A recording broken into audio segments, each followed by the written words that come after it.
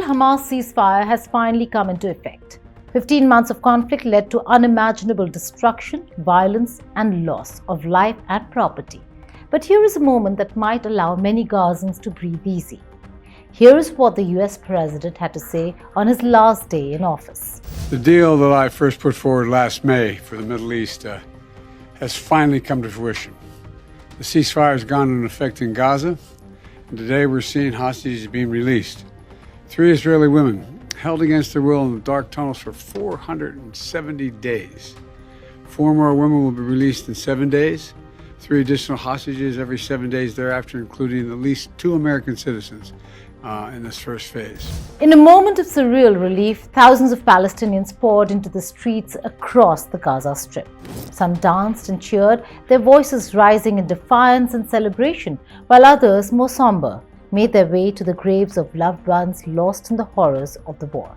International Committee of the Red Crescent confirmed that 3 Israeli hostages were handed over to Israeli army at 3 different crossings in Gaza. Israel is also preparing for release of 70 Palestinian prisoners, mostly women and children, from West Bank and East Jerusalem. For many, it is the first taste of peace in over a year, something they thought had been lost forever. But some experts are still not confident that the ceasefire would last. The celebration in Gaza is tempered by a heavy reality.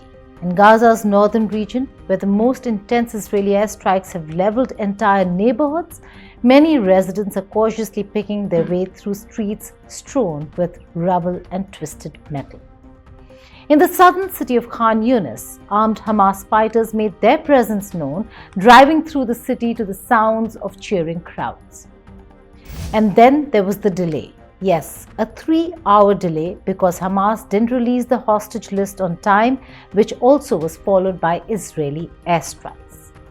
While the phased hostage prisoner exchange has begun, it will take a while to see how this arrangement goes forward, not to forget with the new administration in Washington, D.C. headed by Donald Trump.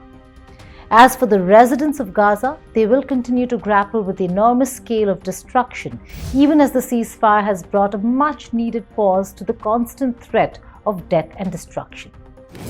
Aid is starting to trickle in, with long convoys of trucks filled with food, medical supplies and fuel crossing into Gaza. World Food Programme has pledged that 600 trucks will arrive every day during the initial 6-week ceasefire, with a significant portion destined for the north, where hunger is a looming crisis. Despite all this, the damage remains staggering. Nearly 47,000 Palestinians have been killed during the course of the conflict, and Gaza is left in tatters. As Gaza holds its breath, one question lingers. Will this temporary reprieve lead to a more long-lasting peace where Palestine will finally find statehood under the two-state solution? Or with Trump as president and Netanyahu at the helm of affairs in Israel, is it the end of the Palestinian aspiration?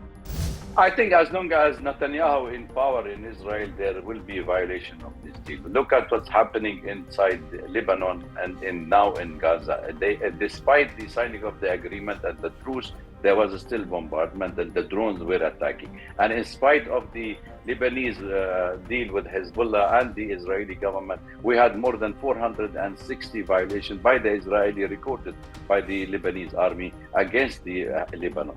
With the region's fragile geopolitical landscape, no one can say for sure. But for now, Gaza's 2.3 million residents are left with a flicker of hope. Thank you for watching India Today Global.